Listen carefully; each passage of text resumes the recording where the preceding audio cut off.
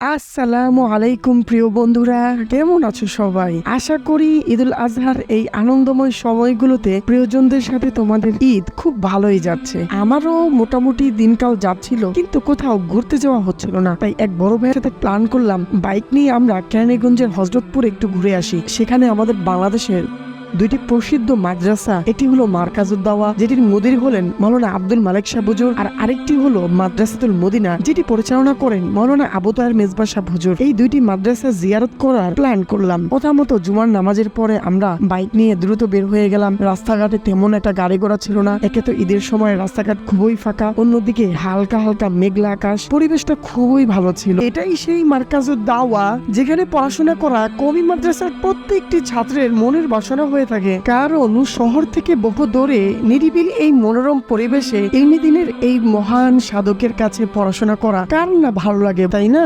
এই টিনসেটটি মাদ্রাসার মূল পুরাতন ভবন। এখানে হাদিস বিভাগ, লাইব্রেরি এবং হুজুরের কামরা রয়েছে। সামনে সুন্দর একটি ফুলের বাগান এবং একটি পুকুর রয়েছে, আর ওই দিকটাতে বিভিন্ন ফল ফলাদির গাছ রয়েছে। যেহেতু ঈদ উপলক্ষে মাদ্রাসা বন্ধ ছিল, তাই আমরা তেমন কোনো ছাত্রের সাক্ষাৎ পাইনি। তবে কয়েকজন এখনো মাদ্রাসায় উপস্থিত ছিল। তাদের সাথে আমরা সাক্ষাৎ করে জানতে পারলাম হুজুর শুধুমাত্র আসরের পর ছাড়া কারোর সাথে সাক্ষাৎ করেন না। তাই আমরা অপারগ হয়ে মাদ্রাসাটি ঘুরে দেখার চেষ্টা করলাম। আর এটি মাদ্রাসার মূল শিক্ষা ভবন। এখানে ইফতা বিভাগ, তাফসির বিভাগ এবং দাওয়া বিভাগের ছাত্ররা পড়াশোনা করেন। আর এটি মাদ্রাসার নবনির্মিত মসজিদ, যেটি এখনো নির্মাণাধীন রয়েছে। আমরা আসরের পরে হুজুরের সাক্ষাতের অপেক্ষায় ছিলাম, কিন্তু তখনই ফোঁটা ফোঁটা বৃষ্টি শুরু হয়ে যায়। তাই আমরা সেখানে বেশিক্ষণ অবস্থান করতে পারিনি। বড় ভাই বাইক স্টার্ট দিয়ে দেয় মাদ্রাসাতুল মদিনায় রওনা হওয়ার জন্য। তাই সেখানে আমরা বেশিক্ষণ অবস্থানও করতে পারিনি, আর হুজুরের সাক্ষাৎটাও আমাদের হয়নি। মাদ্রাসাতুল মদিনা এখান থেকে 5 মিনিটের দূরত্বে ছিল।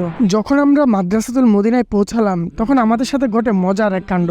আমরা যখন মাদ্রাসাতুল মদিনায় ঢোকার চেষ্টা করলাম, তখন দারোয়ান আমাদেরকে জিজ্ঞেস করলো, কেন এসেছো? আমরা বললাম জিয়ারতের উদ্দেশ্যে এবং হুজুরের সাথে সাক্ষাৎ করতে। তখন তিনি বাহিরে আমাদেরকে এক জায়গায় বসিয়ে ভিতরে গেলেন অনুমতি আনতে, এবং আধা ঘন্টা পরে ফিরে এসে মুচকি হাসি দিয়ে বললেন তার সাথেই নাকি 2 মিনিটের জন্য মাদ্রাসা ঘুরে দিতে হবে। কি আর করার, তখন তার সাথেই ভিতরে গেলাম। তিনি আমাদেরকে সাথে নিয়ে মাদ্রাসার চারপাশে একবার চক্কর দিয়ে নিয়ে আসলেন। স্বাধীনভাবে যে একটু ঘুরে দেখবো সেটাও আর হলো না। ফোন হাতে নিলাম ভিডিও করবো ভেবে, কিন্তু তিনি বারবার আর চোখে তাকাচ্ছিলেন, তাই সাহস পেলাম না। তাই বলে কি ভিডিও করিনি? আমিও বুদ্ধি করে ফোন উল্টো করে ক্যামেরা অন করে হাঁটছিলাম। বোঝার উপায় নেই আমি যে ভিডিও করছি। ঠিক 2 মিনিট পর তিনি আমাদেরকে মাদ্রাসার বাইরে দিয়ে আসলেন যেন আমরা চলে যাই। তার ব্যবহার দেখে খুব অবাকই হয়েছিলাম। দূর থেকে আসা একজন মুসাফিরের সাথে এইরকম ব্যবহার করে তা কখনোই জানতাম না। কিছুক্ষণ পর গেট থেকে বের হতেই বৃষ্টি শুরু হয়ে যায়। তাই আমরা বাইরে দাঁড়িয়ে বৃষ্টি থামার অপেক্ষা করছিলাম। বৃষ্টি থামারই কোনো নাম নিচ্ছিল না। এমন সময় সেখানে মসজিদে আজান দিয়ে দেয়। আমরা চিন্তা করলাম নামাজের সময় অন্তত আমাদেরকে ভিতরে ঢুকতে দিবে। এই সুযোগে নামাজটা পড়ে আসবো, মাদ্রাসাটাও নিজের মন মতো দেখে আসবো। কিন্তু সেই সুযোগ আর হলো না। দারোয়ানকে বললাম আমরা অন্তত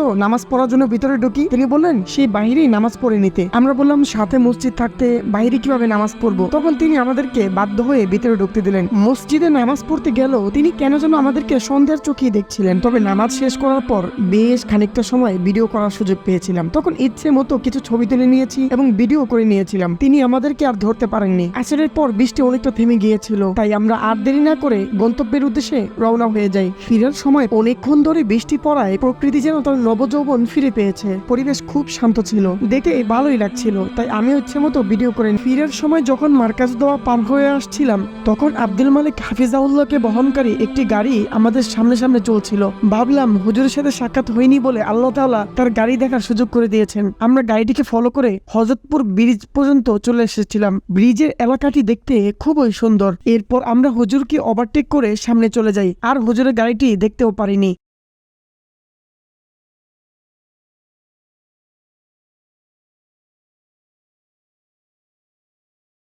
মধু সিটি দিয়ে ফেরার সময় অনেক জ্যাম পেয়েছিলাম। সবাই নিজের পরিবার পরিজন নিয়ে সেখানে ঘুরতে গিয়েছিল। মসজিদে গিয়ে আবার নামাজ পড়াতে হবে, তাই দেরি না করে বাইক টান দিয়ে সোজা বাড়িতে ফিরে আসলাম। এটা আমার জীবনের ফার্স্ট ব্লগ, জানি না কেমন হয়েছে। সামনে থেকে আরো ভালো করার চেষ্টা করব। ধন্যবাদ।